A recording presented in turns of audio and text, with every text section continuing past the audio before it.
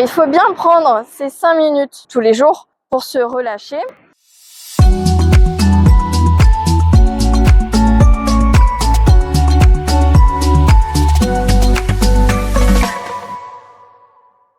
Dès que vous sentez que vous avez une douleur, faites-le tout de suite avant d'oublier.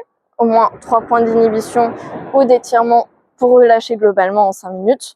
Sinon, si vous n'avez pas le temps, 15 minutes une fois par semaine ou encore 1 heure par mois. Ça peut être réparti, mais au moins 1 heure par mois. Ce qui va être facilité, c'est que comme vous êtes enceinte, vos hormones font que vos ligaments sont plus souples et du coup, les étirements sont beaucoup plus faciles pour vous.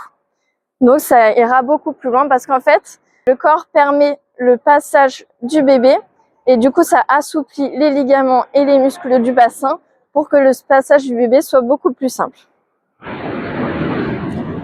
Alors, si vous n'étirez pas vos muscles, surtout du bassin, pendant la grossesse et surtout à la fin de la grossesse, c'est pour ça que je conseille de faire une séance d'ostéopathie 1 fois par trimestre pour aller relâcher toutes les adaptations du corps, comme il y a beaucoup de changements de ventre qui grossissent et de repositionnement de la posture du corps. Au moins une séance d'ostéopathie juste avant, enfin au 8e mois avant l'accouchement ou 7e mois si vous voyez que ça peut être un peu plus tôt. Justement, l'ostéopathe, il va aller détendre tous ces muscles comme vous pouvez le faire par ces étirements et ces conseils que je vous ai donnés en point d'inhibition pour aller assouplir toute cette zone et que le passage du bébé soit beaucoup plus simple. En fait, si le muscle est trop contracté, le bébé, ça va le ralentir. Il va devoir pousser plus, vous voudrez pousser plus et ça va forcer plus sur la tête du bébé, le corps du bébé pour qu'il fasse ce passage vu que les muscles sont trop serrés, trop contractés.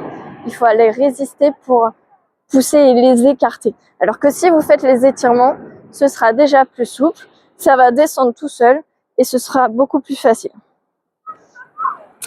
Alors après, il y a d'autres raisons pour lesquelles un accouchement peut être plus long, plus compliqué et faire plus mal. Ça peut être au niveau émotionnel. C'est pour ça que je conseille de faire une séance de kinésiologie 1 fois avant l'accouchement, au moins 1 fois.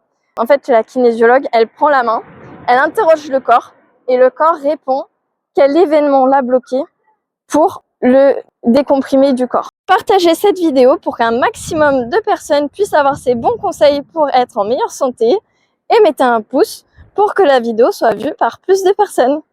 À bientôt!